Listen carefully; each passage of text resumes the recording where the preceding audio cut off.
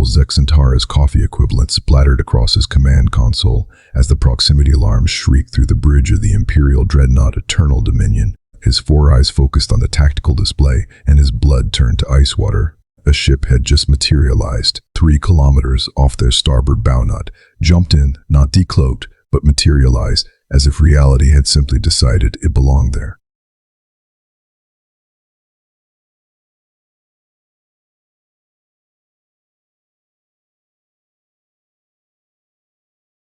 The bridge erupted into chaos. Junior officers scrambled over their stations, their voices creating a cacophony of panic and disbelief. Lieutenant Vexkari, the ship's sensor specialist, was frantically recalibrating her equipment with all 6 of her arms working simultaneously. "Sir, this is impossible," she stammered, her tentacles trembling over the controls. "Our gravitic sensors show nothing, heat sensors show nothing, electromagnetic spectrum analysis shows nothing, but visual confirms a massive vessel right there." Zexanthara forced himself to remain calm, though his mandibles clicked involuntarily, a nervous habit he'd developed during the Rigel campaign. He'd commanded Imperial fleets for over 30 standard years, had faced down rebel armadas and pirate confederations, but nothing had prepared him for this. The thing floating in space before them was a nightmare of human engineering, all brutal angles and exposed weapon batteries that looked like they'd been welded on by madmen with a grudge against aesthetics. "Size estimate," he barked, his voice cutting through the bridge chatter. "Approximately 3.7 kilometers in length, sir," came the shaky response from his tactical officer. "Mass readings are inconsistent. The computer keeps giving me error messages." Zexantra's secondary hearts skipped a beat. The Eternal Dominion was considered one of the largest vessels in the Imperial Navy at 2 kilometers. This human monstrosity dwarfed his flagship, and according to every intelligence report he'd ever read, humans barely had spaceflight capability. Their largest vessels were supposed to be primitive chemical-fueled transports that could barely make it between their inner planets. "Communications, hail that vessel immediately," he ordered, trying to project confidence he didn't feel. "Demand identification and purpose." Before his communications officer could comply, every screen on the bridge flickered and displayed the same image: a human face, scarred and weathered, with eyes that held the kind of cold calculation that made Zexantara's scales itch. The human was wearing what appeared to be a military uniform, but it was unlike anything in Imperial databases: black fabric with silver insignia that seemed to shift and move when viewed directly. "Imperial vessel," the human said, his voice carrying a casual authority that made the Admiral's teeth ache. "This is Commander Jake Reaper Morrison aboard the UES Spite. You've got 30 seconds to explain why you're in human space before I turn your fancy ship into very expensive scrap metal."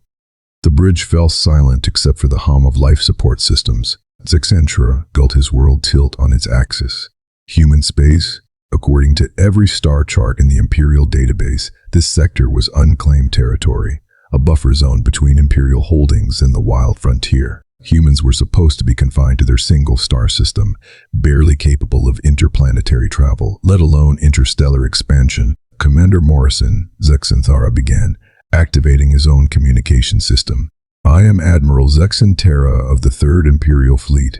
You are mistaken about territorial claims. This sector falls under Imperial jurisdiction according to the Galactic Accords of—" Morrison's laughter cut him off, a sound that somehow managed to be both amused and terrifying. "Oh, Admiral, you really haven't been paying attention, have you? Let me guess, your intelligence reports still show humans puttering around Sol with chemical rockets and nuclear reactors." The accuracy of that assessment made Zexantara's blood run cold. That was exactly what Imperial intelligence reported. Monthly updates confirmed that human technology remained primitive, their expansion limited to a few mining operations in their outer system. The Empire had classified humanity as a developing species, with an estimated technological advancement timeline of at least 500 years before they posed any significant threat. "Your intelligence is outdated," Morrison continued, and Zexantara could hear the grin in his voice. "See, the thing about humans is that we're really good at making people see what we want them to see. Take this ship, for instance." The human gestured casually, and the Spite began to shift. What Zexantara had initially taken for crude construction revealed itself as something far more sophisticated. The angular hull sections weren't design flaws, they were modular components that began rearranging themselves like a massive three-dimensional puzzle. Weapon ports that hadn't existed moments before opened along the ship's flanks, revealing arrays of technology that made the Admiral's engineering officer emit a high-pitched whine of distress. Programmable matter hull, Morrison explained conversationally, as if discussing the weather. Learned the basic principles from the Zephyrians before we helped them relocate away from your protection. Funny thing about enslaved species, they're really eager to share technology with anyone, willing to help them get free. Sexantera's mind reeled. The Zephyrians had been reported as extinct for over 20 years. Their homeworld, strip-mined for rare minerals after a tragic plague had wiped out their population. The official reports had been signed by his own predecessor, Admiral Kethsvar, who had overseen the humanitarian evacuation of the planet. "That's impossible," he whispered, then realized he'd spoken aloud when Morrison's grin widened. "Is it? Tell me, Admiral, when was the last time you personally verified one of those extinction reports? When did you last actually visit one of those plague worlds or natural disaster sites?" Morrison leaned forward in his command chair, and Zexantaura noticed that the human's uniform bore insignia from at least a dozen different species, some of which were supposed to be extinct. "Because I've got some friends here who would love to have a word with you about Imperial humanitarian aid." The tactical display updated, showing new contacts appearing around the spite, ships of unfamiliar design but bearing energy signatures that made Zexantra's sensor officer emit another distressed whine. The configurations were wrong, the power outputs impossible, and the formation they were taking suggested a level of coordination that should have been beyond any non-Imperial force. 20 seconds, Admiral, Morrison said, his tone shifting from conversational to businesslike. "I'm a patient man, but my friends here have some unresolved grievances with the Empire. The Veltar Collective is particularly upset about what you did to their nursery worlds. Something about turning their children into forced labor." Zexanthara's mandibles clicked rapidly as he processed the implications. The Veltar Collective had been pacified 15 years ago after they refused to accept Imperial protection. Their insectoid species had been classified as suitable for industrial applications and relocated to mining worlds. "If they were here, if they were working with humans, this is impossible," he repeated. But even as he said it, he knew it wasn't. The evidence was right there in front of him, defying everything he thought he knew about the galaxy's power structure. Morrison's expression hardened. 10 seconds, Admiral. Are you going to explain why you're trespassing in Terran space, or are we going to have ourselves a good old-fashioned space battle? Because I have to warn you, it's been a slow week, and my crew is getting antsy. The Admiral stared at the impossible ship and its impossible crew, realizing that everything the Empire thought it knew about humanity, about the galaxy itself, was about to change forever. Admiral Zexantera's pride overrode his growing fear. 30 years of Imperial conditioning kicked in as he straightened in his command chair, his 4 eyes blazing with indignation. "Commander Morrison, I don't know what elaborate deception you're attempting, but the Third Imperial Fleet does not retreat from primitive species making territorial claims. You will stand down immediately or face the consequences." Morrison's response was a laugh that somehow managed to sound both delighted and predatory. "Oh, Admiral, you beautiful, arrogant bastard. You just made my entire week." The human's scarred face split into a grin that revealed teeth that had been replaced with what looked like sharpened metal. "Attention all ships, the Imperial Admiral wants to do this the hard way. You know what that means." The response that came back over the comm channels made Zexarna's scales crawl. It wasn't just human voices. There were the harmonic tones of Zephyrian singers, the clicking mandibles of Veltar warriors, and at least 6 other species that were supposed to be extinct. All of them sounded eager, hungry even, for what was about to happen. "All ships weapons free," Morrison announced casually. "Try to leave the Admiral's ship mostly intact. I want him to deliver a message. Everyone else is fair game."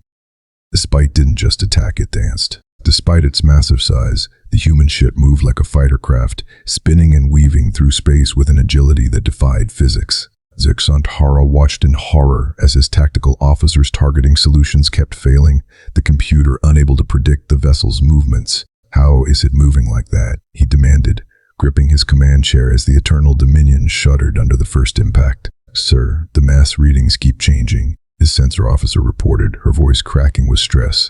One moment it reads as a 3-kilometer dreadnought, the next it's showing the mass signature of a corvette. It's like the ship is rewriting its own physics.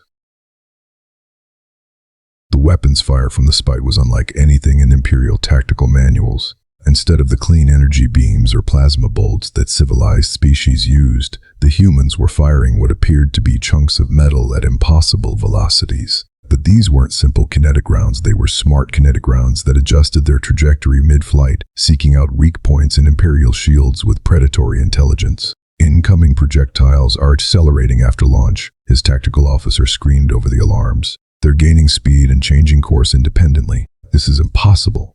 One of the rounds punched through the shields of the Imperial cruiser Righteous Fury and kept going, tearing through the hull like it was made of paper. But instead of exploding, the projectile began to grow, spreading through the ship's superstructure like a metallic cancer. Within seconds, the cruiser's hull was covered in writhing metal tendrils that began systematically dismantling the vessel from the inside out. "What in the name of the Emperor is that?" Zexantara whispered. Morrison's voice crackled over the comm, sounding genuinely pleased. "The Nighty-enhanced kinetic penetrators. The Kethe Mori developed the base technology before you relocated them to those lovely prison worlds. We just improved on the design. Those little beauties will strip your ship down to component atoms and use the materials to build more of themselves. Efficient, don't you think?" The Admiral watched in mounting horror as 3 more of his ships fell victim to the impossible weapons. The Spite's hull continued to shift and reconfigure mid-battle, weapon ports opening where none had existed moments before. What he'd initially mistaken for crude human engineering was revealing itself as technology so advanced it might as well have been magic. "Sir, concentrated fire from the entire fleet isn't even scratching their hull," his weapons officer reported, his voice hollow with disbelief. "Our energy beams are just disappearing. It's like the ship is eating them." Morrison's laughter echoed across the comm channels again. "Adaptive armor plating, courtesy of the Veltar Collective, absorbs energy attacks and converts them to power for our weapon systems. The more you shoot at us, the stronger we get. It's beautifully ironic, don't you think?" The Spite suddenly stopped its impossible dance and hung motionless in space, directly in front of the Eternal Dominion. For a moment, Zexantara dared to hope that the human ship had finally overextended itself. That Imperial firepower had found its mark.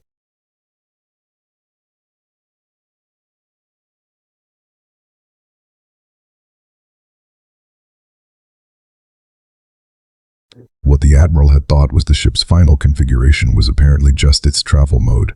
The hull split along seams that hadn't been visible before, revealing internal structures that defied comprehension. Massive weapon arrays emerged from hidden compartments, each one larger than an Imperial destroyer. The ship's length doubled, then tripled, as sections extended on mechanical arms that moved with organic fluidity. "Full configuration achieved," Morrison announced, his voice now carrying an edge of anticipation that made Zexantara's blood freeze. "Admiral, I want you to understand something. This isn't even our biggest ship. This is what we send to deal with minor territorial disputes."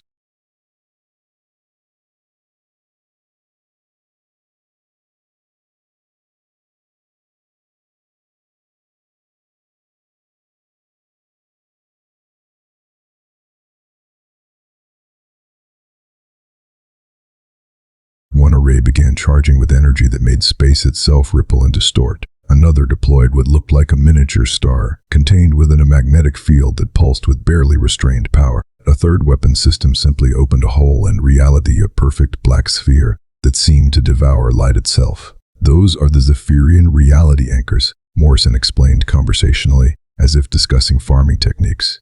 "They lock space-time in place, preventing FTL escapes. The stellar compression cannon is a Veltar design. It fires concentrated stellar matter at about 10% the speed of light. And that little black hole generator? That's pure human engineering. We call it the oops button, because once we fire it, oops, there goes your fleet."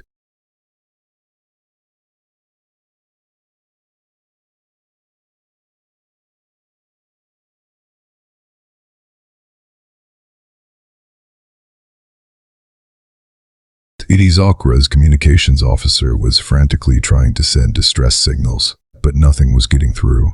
The space around the Imperial fleet had become a dead zone, cut off from the rest of the galaxy by technology that shouldn't exist. "The beautiful thing about humans," Morrison continued, his voice taking on an almost philosophical tone, is that we're really good at learning from our mistakes, and our biggest mistake was trusting the Empire when you said you came in peace.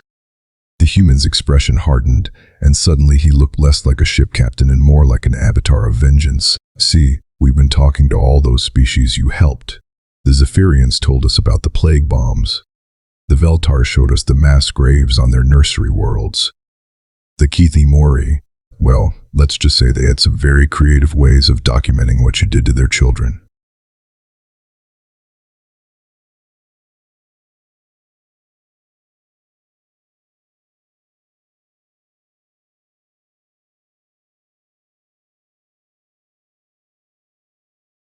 Every imperial humanitarian mission of the last 50 years, every natural disaster that had conveniently cleared worlds for imperial expansion, every extinct species that had simply vanished from the galactic stage, it was all connected, all part of a pattern he'd been too indoctrinated to see. So here's what's going to happen, Morrison said, his voice dropping to a whisper that somehow carried more menace than any shout. You're going to sit there quietly while I demonstrate exactly what happens to Imperial fleets that wander into human space, and then you're going to take a message back to your Emperor.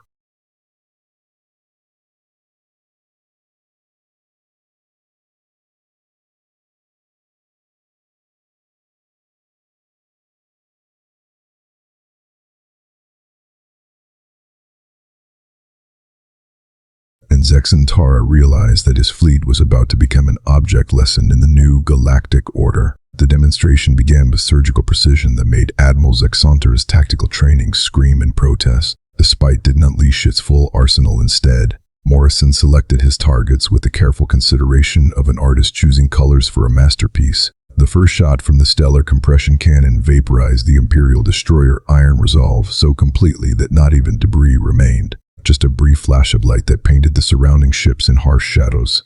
That was for the Zephyrian children, Morrison's voice carried across the comm with deadly calm. The ones you turned into test subjects for your biological weapons program. The reality anchor fired next, creating a sphere of distorted space-time around the cruiser. Glorious victory. Zexantara watched in fascination and horror as the ship began to age rapidly within the field hull plating. Corroded, systems failed, and the crew's distress calls became increasingly frantic as decades passed in seconds. Within minutes, the once proud vessel was nothing but a derelict hulk floating dead in space. That was for the Veltar nursery worlds, Morrison continued, his tone never changing from that terrifying conversational cadence, where you convinced them to relocate their eggs for protection and then harvested the larvae for your industrial complexes. As half his fleet burned or aged into scrap around him, Admiral Zexant bound his voice. Stop this madness. You're committing acts of war against the Galactic Empire. Morrison's laughter was like breaking glass. War? Admiral, we've been at war for 50 years. You just didn't know it because you were winning. The human leaned forward in his command chair, and Zexantara could see that his uniform wasn't just decorated with alien insignia. It was woven from materials that seemed to shift and flow like living tissue. But here's the thing about humans. We're really, really good at playing the long game. Suddenly, the Spite stopped firing, hanging motionless in space like a predator that had grown bored with its prey. Morrison's expression shifted to something that might have been satisfaction. Admiral, I want you to look at your long-range sensors. Really look. Zexantara's sensor officer's tentacles were trembling as she worked her controls. Sir, I'm detecting. This can't be right. Multiple contacts all around us. They're everywhere. The tactical display exploded with new information. Dozens of contacts, all broadcasting human identification codes, all surrounding the Imperial fleet in a perfect sphere. But these weren't just human ships. The sensor readings showed vessel configurations from species that had been extinct for decades, all working in perfect coordination with the human fleet. Surprise, Morrison said cheerfully, spreading his arms wide in a gesture of mock welcome. Meet the Terran Liberation Fleet. We've been having a wonderful time freeing all those species you've been protecting for the last 50 years. The sensor display updated again, and Zexantara felt his sanity begin to fray at the edges. Each human ship was accompanied by vessels from supposedly extinct or subjugated species, Zephyrian bioships that pulsed with organic light, Beltar hive cruisers that moved like living insects, Mori crystal vessels that seemed to exist in multiple dimensions simultaneously. All of them bore the scars of imperial pacification campaigns, but all of them were very much alive and very much armed. The Zephyrians send their regards, Morrison continued, his voice taking on the cadence of a funeral dirge. Turns out they're not extinct, just really good at hiding in the spaces between dimensions. The Veltar Collective wanted me to thank you personally for teaching them the value of patience. They'd been planning this reunion for 15 years. A new voice joined the conversation, speaking in the harmonic tones that Sexanthera recognized as Zephyrian. But this wasn't the musical language he remembered from First Contact protocols. This was something harder, colder, shaped by decades of loss and rage. Admiral Zexona, the voice sang with deadly beauty, I am harmony of vengeance, sung, speaker for the scattered pods. You knew my predecessor, melody of peace offered. You killed her when she tried to negotiate for our children's lives. The Admiral's mandibles clicked frantically as suppressed memories surfaced. The Zephyrian delegation, their desperate attempts to find a peaceful solution, the final order to deploy the plague bombs when negotiations became inconvenient. He'd signed those orders himself, justified them as necessary for Imperial security. That's impossible, he whispered, but even as he said it, he knew it wasn't. The evidence was surrounding him, defying everything he thought he knew about the galaxy's power structure. Morrison's tone turned deadly serious. Here's what's going to happen, Admiral. You're going to take a message back to your Emperor. Tell him the age of Imperial expansion is over. Every world you've conquered, every species you've enslaved, every resource you've stolen, we're taking it all back. The tactical display exploded with new contacts as human ships began decloaking throughout Imperial space. The communications array lit up with incoming transmissions, live feeds of Liberation fleets engaging Imperial forces across a dozen sectors simultaneously. Zexaria watched in growing horror as Imperial strongholds that had stood for centuries fell to coordinated attacks by species that were supposed to be extinct. The Rigel sector is free, reported one transmission. Imperial garrison forces have surrendered. The Altarian refugees are returning to their home world. Vega Prime liberation complete, came another. The forced labor camps have been shut down. We're evacuating the survivors now. Centauri Station is ours, a third voice announced with grim satisfaction. The Imperial Research Facility has been secured. You're not going to believe what we found in the xenobiology labs. Morrison gestured to the displays showing the systematic collapse of Imperial control across the galaxy. If you think this is just one fleet, Admiral, you're adorably wrong. We've been planning this for decades, building alliances with every species you've wronged, every world you strip-mined, every civilization you've pacified. Turns out, when you spend 50 years making enemies, they eventually find each other.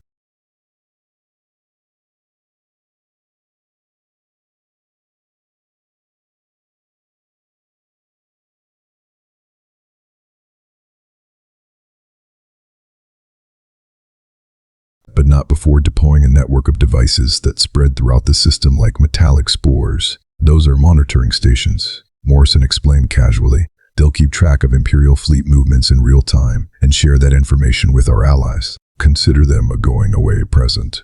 As the Liberation fleet began to disperse, Morrison delivered his parting message. Oh, and Admiral, next time you see a primitive human cargo hauler, you might want to scan it a little more carefully. We'd been moving through your space for decades, and you never even noticed. Every trade route, every supply line, every secure communication channel we've been watching, learning, preparing.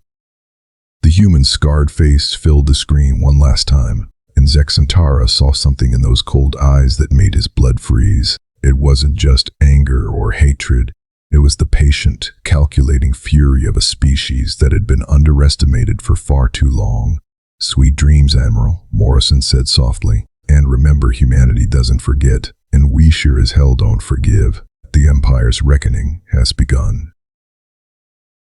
As the impossible human fleet vanished into the void, Admiral Zexantra stared at the wreckage of his once proud fleet, realizing that the Empire hadn't just lost a battle they discovered. They were already losing a war they didn't even know had begun. The galaxy's balance of power hadn't just shifted, it had been completely rewritten by a species the Empire had dismissed as primitive. And somewhere in the depths of space, humanity was just getting started.